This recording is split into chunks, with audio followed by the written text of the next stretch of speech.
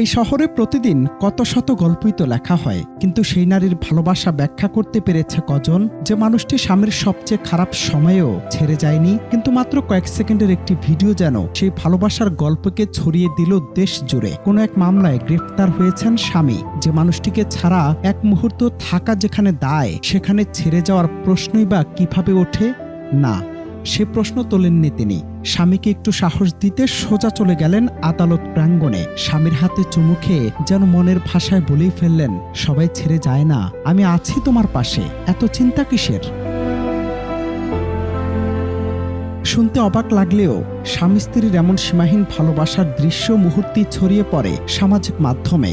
এই কংক্রিটের শহরে প্রতিদিন কত শত মেকি প্রেমের গল্প লেখা হয়, কত সম্পর্ক ভেঙে যায় স্বার্থের টানে। কিন্তু সেই নারীর ভালোবাসার চাদর কতটা গভীর তা হয়তো আমরা অনেকেই পরিমাপ করতে পারবো না। স্বামীর সবচেয়ে খারাপ সময়ে যখন পুরো পৃথিবী তার বিপক্ষে, তখনও ছায়ার মতো পাশে দাঁড়িয়েছেন এই অনন্যা নারী।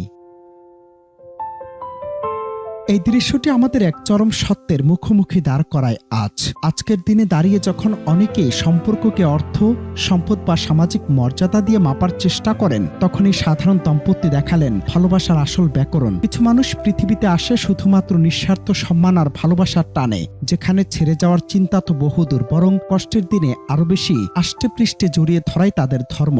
স্বামীর বন্দিদশায় স্ত্রীর এই সাহস যেন প্রমাণ করলো খাঁটি প্রেম আসলে চাঁদকে ছুঁয়ে দেখার মতো এক পবিত্র অনুভূতি, যা মানুষের যুগ যুগান্তরের সাধনা। ভালোবাসা শুধু সুখের দিনে হাসি মুখে ছবি তোলার নাম নয়, বরং দুঃসময়ে কাউকে ছেড়ে না যাওয়ার সাহসেরও নাম। আদালতের এই কয়েক সেকেন্ডের দৃশ্য হয়তো কোনো আইনি সিদ্ধান্ত বদলে দেবে না, কিন্তু সম্পর্ক নিয়ে নতুন করে ভাবতে বাধ্য করেছে অনেককেই।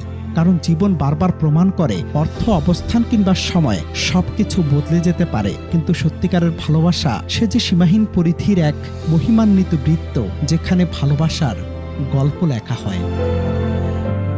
অনন্ত হাসান মাসুদ, বাংলা টিভি।